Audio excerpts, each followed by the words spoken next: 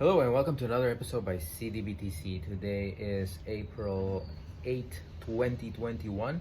It's been a while since I've made a video. Basically, I've been dedicating myself in the past months to capitalizing on this amazing bull market we've been having on crypto. If you check out my videos, one of my last videos was I prepared it around February of 2020, just before the corona dump. And in that video I talk about how the infrastructure and everything that was needed for the institutional investors to come into the crypto space had been laid. They had been being set up during 2018 and 2019, and that 2020 was the year that it was all going to start taking off. And that basically happened, and the institutional investors started to jump in on the Bitcoin bandwagon, crypto bandwagon. So a lot of opportunities have come during that time. Uniswap, the DeFi season, NFTs, airdrops. It has been amazing. And I was blessed to have been able to capitalize on that and take advantage of it. I did have a day job. During all this, and that was one of the main reasons why I couldn't share much with you guys, because my day job was very demanding. Lots of hours. It was almost like 10-12 hours per day, sometimes even during the weekends. And then there's family. COVID has us like locked in, so we can't do a lot of the fun stuff we used to do. The kids aren't going to school, so they're in the house. So there's a lot more demand from the family because they need quality time. They need us as a pillar of the family to be with them, and not only provide for them economically, but also mentally, and fill that social gap. So between work, family, and crypto, I actually had little time to produce videos and share what I was doing with you guys. So I'm sorry about that. But the good thing is I have been able to retire. My day job, I had to say goodbye, because there's so much going on in crypto. There's so many opportunities going on every day, every hour, that I have to be on top of it. So I made an assessment. I had a number, a magic number, a minimum acceptable number, with which I said, if I reach this number, I'm going to be able to retire and dedicate myself to crypto. And I was able to reach that number, and I'm super fortunate for that. So now that I've reached the number, I am going to be able to share with you guys my journey. So what have I been doing this past few months in crypto? What have I taken advantage of? So first is just holding Bitcoin, okay? I bought Bitcoin very early on. I told you when to buy. I told you in February that this thing was gonna hit $60,000. You can check out that video. I specifically said $60,000. We are at $60,000. If you had bought at that moment in time, you would be at least 6x up, okay? So if you had invested $10,000, those $10,000 would be $60,000. If you invested $20,000, would be $120,000 just on Bitcoin. Then there's altcoins. Very specific altcoins have performed exceptionally well. DOT, for example, DOT at one point in time was $4. It's $43 right now. So that's a 10x, easy 10, 11x. But there's other altcoins that have even performed above that.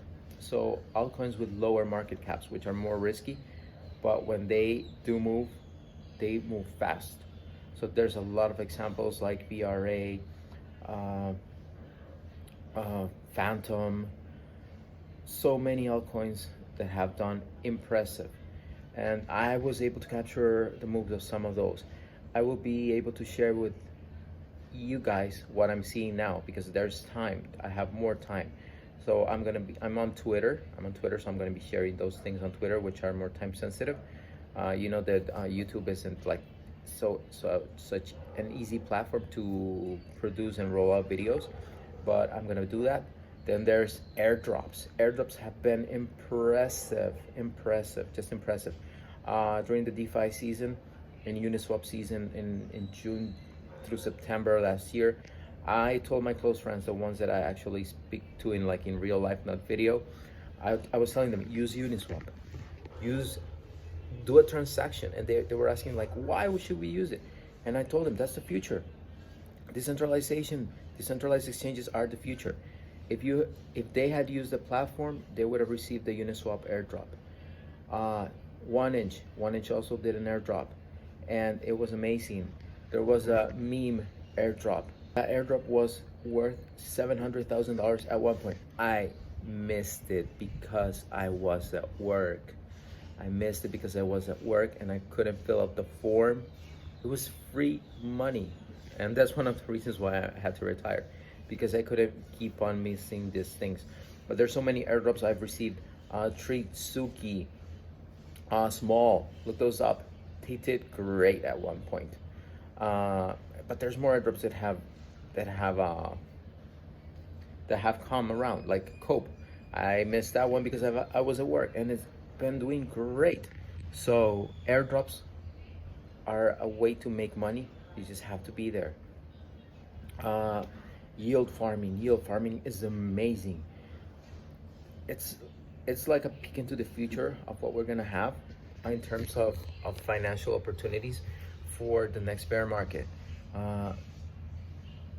Farming APYs, annual percentage yields, are amazing. They're nothing compared to what you have from a bank. If you have money in the bank, you're probably getting like at 1%, 2%. If you've got like a long-term bond or something, maybe you're getting 4 or 5, when you could be getting 15 in stables in yield farming. But you can get much higher rates, 200%, 400%, sometimes even higher. So I'm going to show you what I'm doing in terms of yield farming and how you can make money with that. And ICOs. I was fortunate enough to be able to get into some of those during the bear market, and during the early part of this bull run last year. People weren't still getting into ICOs. They got burned during the last period.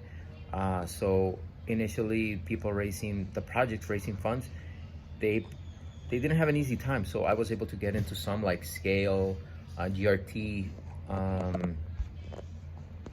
I was able to buy a little bit of Tidal and Reef in ICO. Now it's a little bit more difficult, but there's still ways to get into them.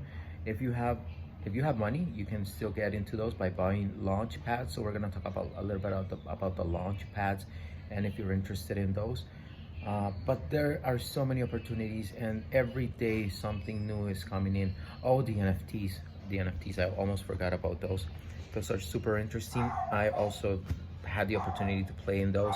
The hash masks were amazing. I remember when I bought a hash mask, I was like, I'm gonna pay like $1,000 for a picture, and then I said, this is gonna be part of history, so I'm just gonna do it. So I bought one. I wish I had bought more, but basically the hash mask paid itself off because it came along with some tokens. I sold the tokens at 2x the price of the hash mask. So actually the mask paid for itself. I got profit, and I still have the mask, and people are still offering 1.5, 1.8 Ethereums for the mask. So it's interesting, and there's a lot of NFTs I got into, and they're worth money. People are willing to pay for those, so it's amazing. But the NFTs don't stop there. I think that this is just the beginning, and we're gonna talk about the huge implications and the vision I have for NFTs and how they're definitely gonna change the future, and how they're going to be an important part of decentralized finance, and how business is conducted in the world. So NFTs are going to be a huge part of it, and it's not like digital art, it's beyond that. Okay, so guys, I'm super happy to be back. I hope you enjoyed the video. Don't forget to like and subscribe. I'm also going to be able to provide consultancy services, so I'll be opening a schedule where you can hit me up. We can have like a short 30-minute one-on-one where we can talk and discuss your situation, and if we both agree, then we can schedule a paid meeting. Okay, so that's gonna be interesting. Okay, so guys, peace out. Have a great rest of the week. I'm going to be pumping up the videos from now on. Enjoy this crypto season. Bye bye.